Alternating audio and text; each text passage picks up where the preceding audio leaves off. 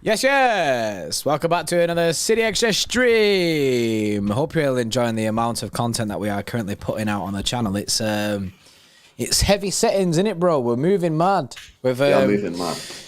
No rest for the City Extra boys. Obviously having Hugh on board helps with that. But yeah, we've upped the ante in terms of content creation. So there's videos every day. There's shorts more often than not every day.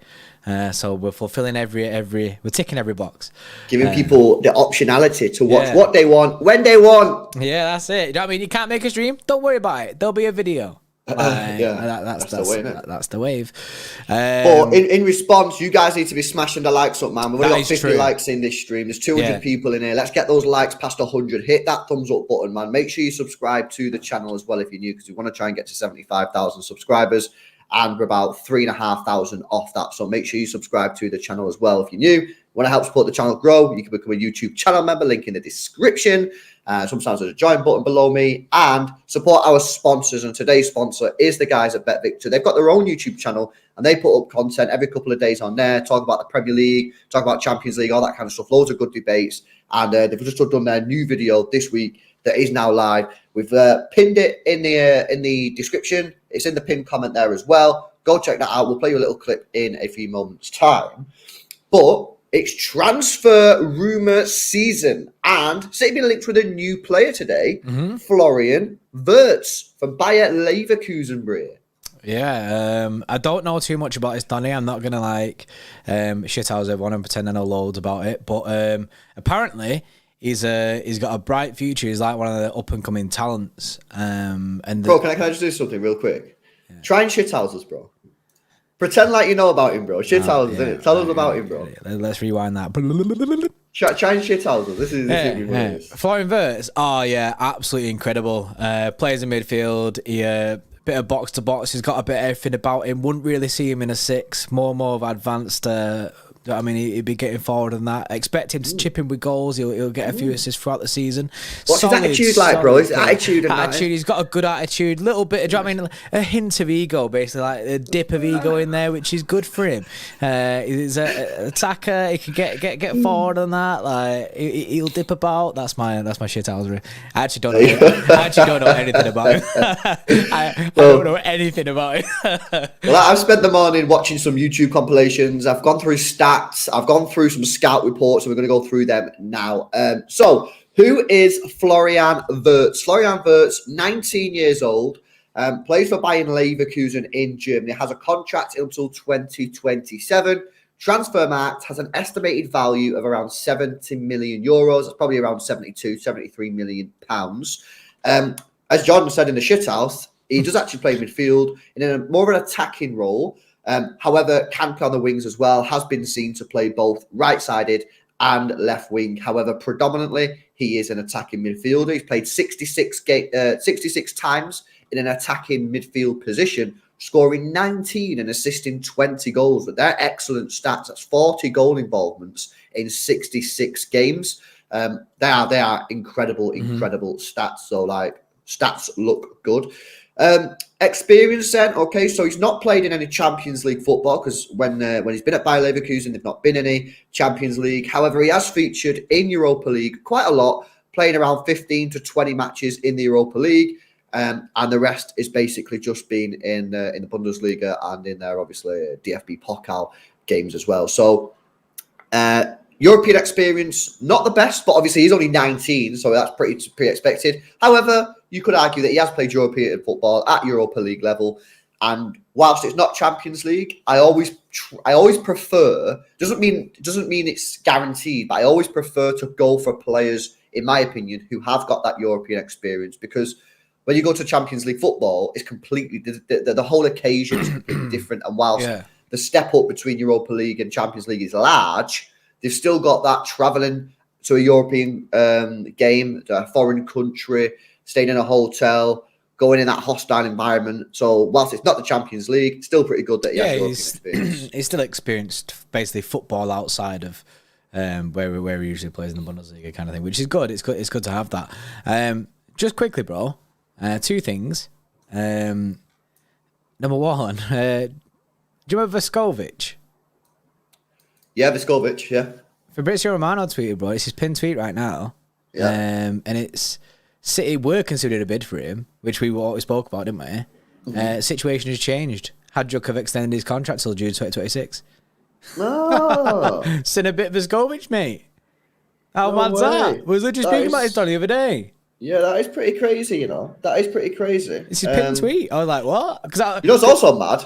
he's Is he speaking just about tweet- Wirtz. Because, he just tweeted 3 minutes so ago. people in the chat were like, Fabrizio just mentioned Wirtz. And I was like, oh, okay, I'll have a look. And then then the pinned tweet is the Vescovic thing. I was like, oh, shit. Yeah, that's crazy. That's crazy. pretty We'll go through that in a few moments. First of all, big up to Matthew Hoyle for getting back yourself in the Extra Club. Appreciate the support. Big up to you, man. Big up Matthew Hoyle and the rest of the Extra Club members. Dr. Footy says, forget Wirtz, sucky Jude Bray.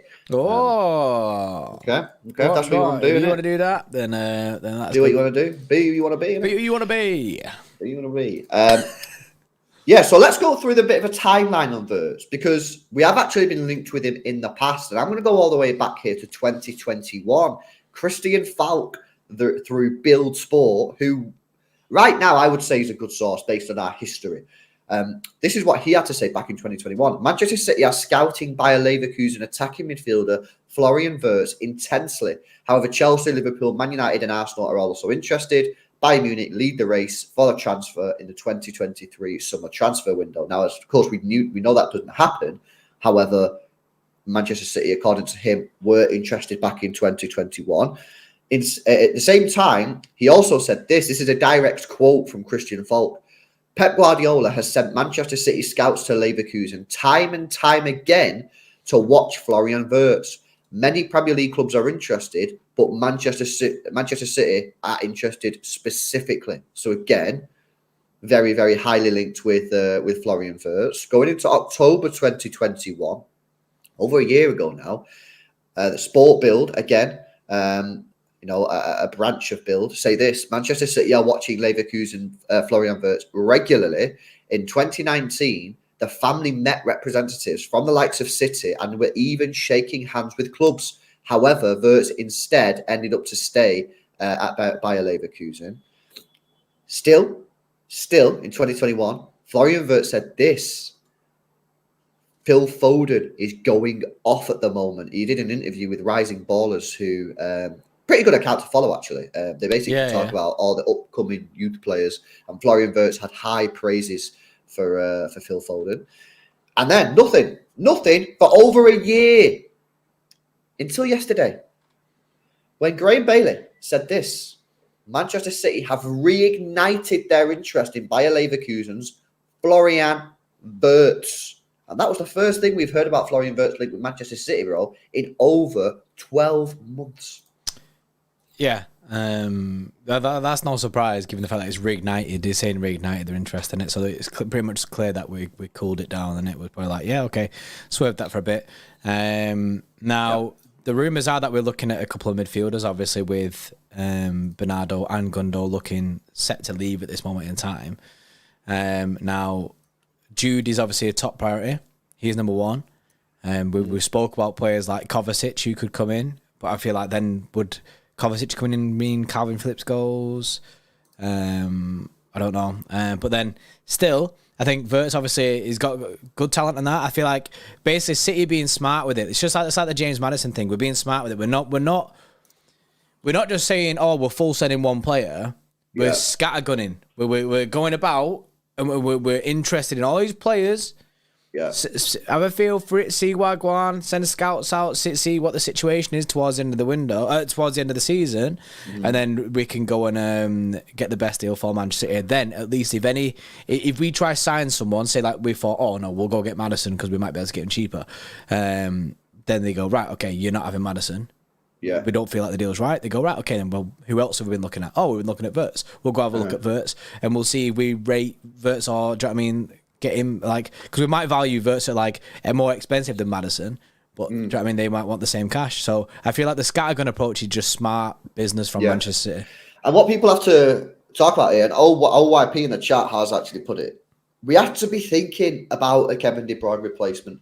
We can't wait until he falls off and then go and look for a Kevin De Bruyne replacement. I believe Manchester City right now are thinking about that. Not as an immediate replacement, not about now, not about next year, maybe not even about the year after that. But you are done if you're not looking for a replacement for Kevin De Bruyne. You have to start now. You have to put the groundwork in now. Whether that's to get a player in now who you believe can replace Kevin De Bruyne, or whether it's this is the guy we're going to go for when Kevin De Bruyne retires or leaves Manchester City. Now, of course, one of the problems you have with that second option is you can go, he's the man to replace Kevin De Bruyne, but we're not going to get him until we get rid of Kevin De Bruyne. Well, he could go to another club. So maybe City are looking, get a player in who we believe has the potential to replace Kevin De Bruyne in a few years. And then if it doesn't work out, then we can still go for option B. But if you don't go for option B and Kevin De Bruyne dips earlier than expected, or that player who you wanted to replace Kevin De Bruyne then moves to another club, you're then in the mud. So this is smart business from Manchester City, if this is indeed what they're planning to do. But Florian Wirtz, very highly rated player. I want to go through his scout report, bro, because I've got his scout report up in front of me. Love that. It did. I've just closed it, so let me get that back up. Guys, make sure you drop a like on the stream if you've not done so already. Just gone past 100 likes in it. Let's get that towards 200 likes, man. So I've gone on scoutedfootball.com, and in fact, I'll whack this scout report in the description, second line below the last fan standing ad, in case you want to see it. But this is what these guys have to say. It's fairly up to date. No, it's not. That's not up to date. And I'm getting more up to date one actually, because I thought that was up to date. I thought it said 2022 December, but it's actually not. Let me try and find it. Yeah. In fact, while I find another one, roll the ad, bro. Yeah, check out this clip from Bet Victor whilst we look for a scout thing, and we'll have a few words about it when we get back, and then we'll go into Florian Wirtz scout report.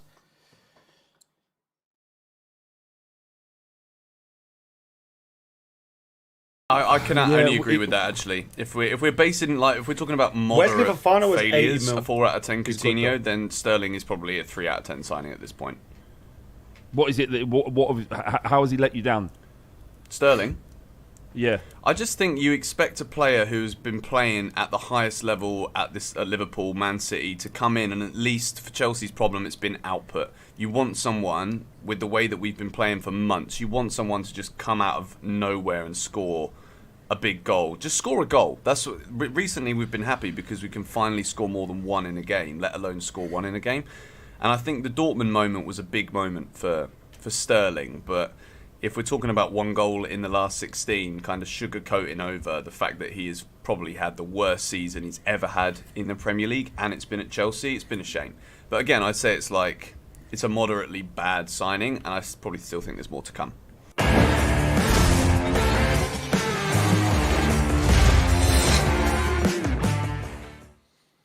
Raheem Sterling, something that we've not spoken about for quite a while, but flop for Chelsea.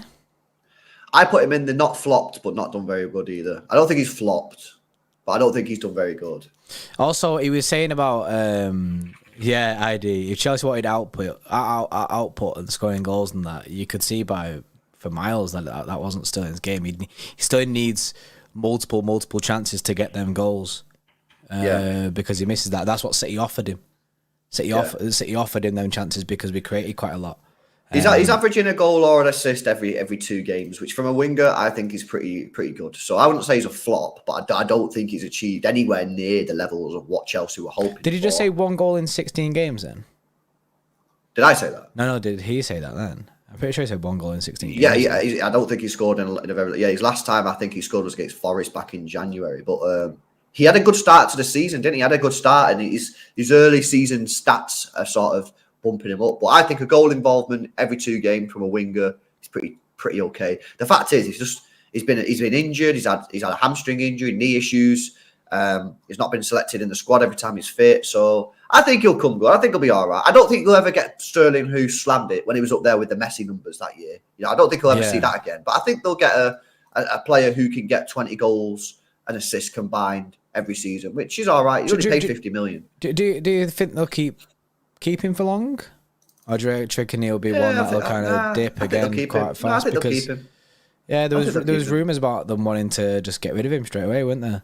Yeah, no, I think they'll keep him. I think next year we'll have a better year. Like I said, I don't think he'll ever get back to the beast numbers that he was doing, the Messi numbers, but I think he can be doing 20, 25 goals and assists combined in a year. He's just had a difficult year, and he's played for Chelsea, who've been shit this season. So that is true. But yeah, I won't put him in the flop. But it's a good video. Go check it out. They talk about the flops, and I wasn't particularly happy with the flops, so go check it out. Let them know we sent you in it. City Extra, not me. Right, let's go into this scout report. Got one here. Florian Wirtz, brother. Okay, so in terms of movement, one of the standout areas in Wirtz's game is his movement throughout different phases of possession. He's constantly able to create space for himself to get on the ball and will achieve this goal through a number of different avenues. Wirtz is provided with a good deal of freedom to move where he pleases, and generally this results in him dropping considerably deeper in areas that you might expect from number 10, with Leverkusen looking to play out from the back.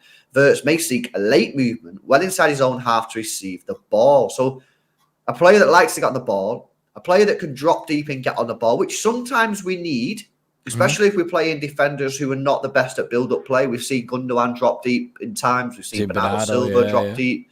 If this guy's better at going forward than both of them players, but he's also comfortable at dropping deep and getting on the ball, then that might be a nice little bridge to get the midfield on the ball and then progress the ball forward. Because something like Bernardo Silva can get on the ball forward, but I don't necessarily believe personally that he's the best player at progressing the ball up the football pitch. Gundogan can do it, but he's also a little bit slow, which is a little bit of an issue. I think if Gundogan was faster, he'd be brilliant at it, but he's just a little bit slow, like himself, not in moving the ball. You know what I mean? He's not the fastest player in the world. So that's where we're at with that. And passing, unsurprisingly, Wirtz is a passer of the highest standard. He has outstanding vision, and his execution of the final pass is faultless. Now, with Erling Haaland in the team, I know that is exactly the type of thing that I want to be hearing, bro. Yeah, that's definitely what you want to be able to hear. Especially the creativity is key, and that's something that we need, especially when we've got Erling Haaland in the team. We know how frustrating it's been through times this season when we've been unable to create any chances. That's why probably one of the main reasons City are looking at creative players as well. It'd be nice to get someone in there who has that energy, who can also create. And obviously, if he can be that guy, that's good. Yeah, for sure. Attacking transition. Wirtz is a threat on attacking transition, given the speed at which he makes decisions and his overall directness on the ball. His overall quality as a ball player firstly means he can evade counter-attacking presses after winning possession. Such is his dribbling skill, and he can also drive forward with the ball to quickly advance counter-attacking options himself. Now, that's something that City don't really do, but one of the reasons we don't do that, and we know this is because Pep Guardiola has said this in a press conference, one of the reasons Manchester City don't counter-attack that much is because when you counter-attack, it's not a secure movement up the pitch. Now, there's too much chaos for Pep. There's too much chaos. So if you do counter-attack, you need players who are exceptionally good in their decision-making and exceptionally good on the ball, because they need to be making the right plays. They need to be making at the right time. They can't lose it, because sometimes what happens when you get a counter-attack, everyone bombs up the pitch. Everyone gets excited. And then you lose the ball, and then you get yourself counter-attacked, but now you're in a mess because everyone's bombed up the pitch. If you can get players on the ball who are very good on the ball, comfortable, and make the correct decisions, you can minimise the risk of that happening. So I wonder if maybe that's something that Manchester City, Pep Guardiola, Tiki have all looked at and said, if we want to improve our counter-attacking ability, we need players in midfield who are better at making decisions, good on the ball, a bit quicker than the likes of Bernardo and Gundogan, who aren't the fastest. And maybe Wirtz is someone that they've looked at. Because we know, for example, Phil Foden, one of the reasons Phil Foden doesn't play in the midfield is because he loses the ball too much for Pep Guardiola's liking. I don't give a fuck. I'd still play him there personally. So maybe Florian Wirtz is a player who Pep Guardiola thinks can do that role. Yeah, that would make sense, and hence why. Well, it makes sense as to why we're looking at him. A question that I've got. Just before I say that, E-Ink with a 1 month. Yes, E-Ink says, we had KDB, David Silva, Gundogan and Bernardo as our 8s and 10s. Let's get Bellingham, Gavi and Wirtz. That just kind of link into what I'm going to go into. Just before that, Chad, the links with a 6 month says, I like Kovacic, but I want someone who's better / could be better than Gundo / Bernardo, and Kova is not.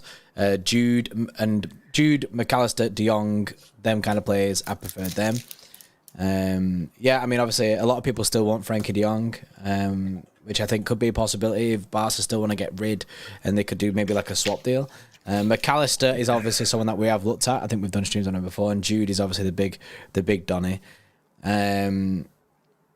Yeah, the thing that going back to E-Ink and my kind of question on this is, with this Florian Wirtz guy, is it going to be Jude or Wirtz, or is it going to be Jude and Wirtz?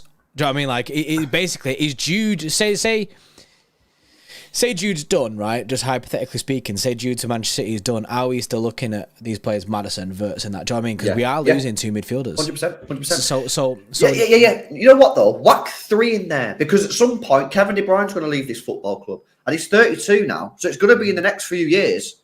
You know what I mean? So I say we're losing 3, but we're just 1 slightly delayed. So for me, yes, we have to be looking at that extra midfield. Even if you get Jude Bellingham, I still want to be seeing Manchester City make moves for another midfielder. The thing is, there's no... we could lose 3 midfielders, because if City are ready to call it quits on Calvin Phillips' City future, then 3 midfielders are getting highly possible. there, which is possible. We've heard before that the club are basically giving it till the end of the season to kind of have a look at it. So they're moving pretty quick on it to make a decision on Calvin Phillips. So it could be a situation where we do go for 3 midfielders. Mm-hmm. Yeah, 100%. And, you know, Wirtz, I don't know if he's got some sort of buyout clause. I've not seen anything on that to suggest that he has a buyout clause. Apparently, Leverkusen, this is from Fabrizio before, but this is very related. Fabrizio literally tweeted as we just started this stream, saying... Florian Wirtz attracts a lot of interest as one of the best talents in the world. Leverkusen remain convinced he'll stay at least until 2024. Now, that kind of stinks of him not having a release clause in there right now anyway.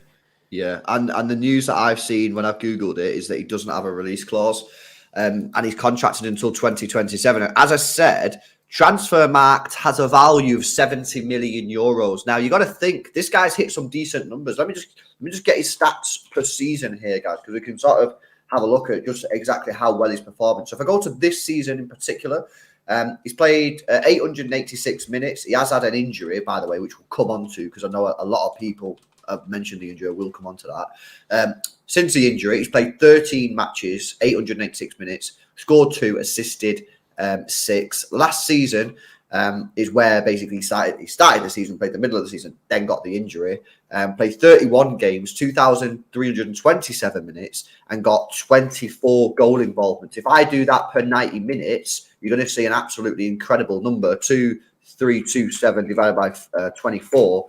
He gets a goal or an assist every 96 minutes, which is just absolutely incredible. And of course, last year he was even younger, he was 18, so brilliant. It's very, very, very good stats. So transfer fee, I do think you're going to be up there. I think 65 million. Yeah, I'm saying around the 70 millions. Yeah, that's why I think you'd have to pump cash into this guy to get it. Which is why maybe City might not go there. But I think it's all depends on what City value players these days.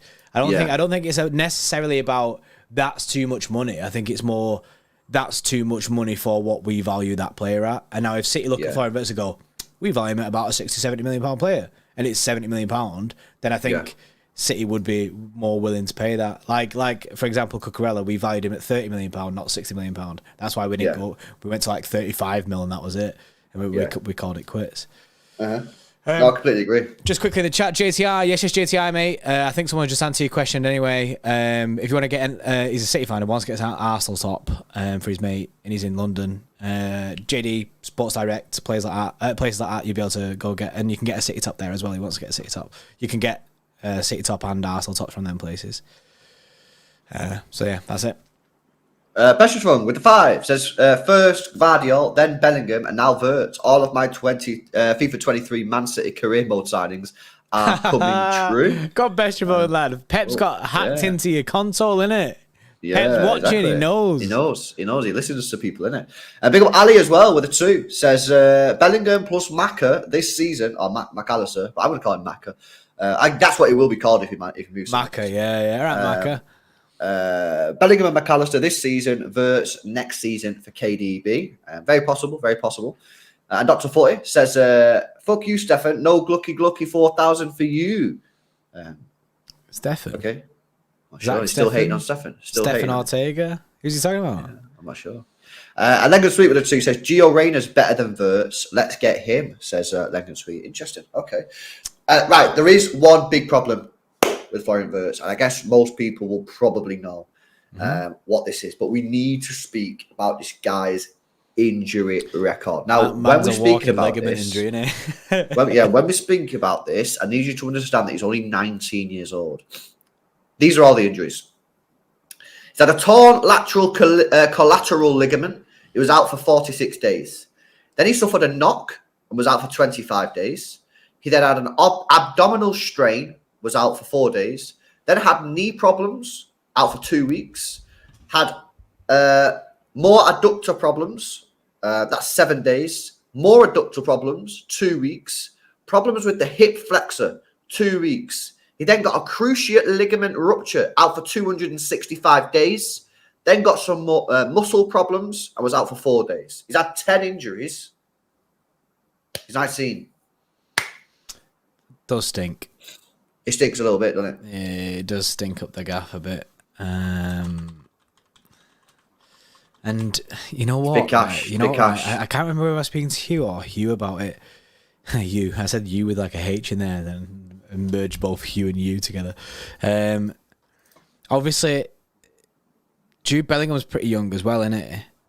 And do you remember when I don't know actually Jude's injury? Oh no, he's only I was just checking then Jude's injury history as well, which he's had a knock and knee problems and that only missed one game. He's been in his career so far. He's had 17 days off. That's it. But one thing that is noticeable with Jude is man strapped up to shit. Do you remember the Chelsea game, bro? Man was basically duct taped together. But what happens with these clubs? We see it with Spurs. We've seen it with Haaland at Borussia Dortmund. When you're and this isn't to be disrespectful, right? This is understandable. But when you're a team that isn't at the top, that doesn't have the rotational players that you do have at Manchester City, you need to hammer them out. You need to hammer them out at 90 minutes. And that's what they did with Haaland. If you look at Haaland's injury record, he got injured, straight back in the team. It's the same with Harry Kane at Spurs. You take Harry Kane out of Spurs, they're shit. Well, they're shit anyway, but you take them out of this team, they go even worse. So that's why they just spam them. And the same thing will be done with Jude Bellingham. The same thing will probably be done with Florian Wirtz. You come to Manchester City, there's any slight doubt about whether or not you're fit or not, you won't play, regardless of who you are, because we'll have an alternative. Erling Haaland's not fit for Liverpool. He won't be risked. He'll play Alvarez. And that's the difference at the top clubs to the teams trying to become the greats. Yeah, so we don't have to harm these guys out. I mean, I'm pretty backed up and happy by looking at Jude's injury history there. Like I'm buzzing that. Because when I was thinking about that, then I was thinking about Florian Wirtz and his injury history. I was thinking, fucking hell, that's heavy. That like, how many injuries did he say? 10. 10 injuries, and he's only 19 years old. He's had two ligament injuries. Two ligament injuries. You compare that to Jude Bellingham, who's 19 years old, and he's had 2 injuries.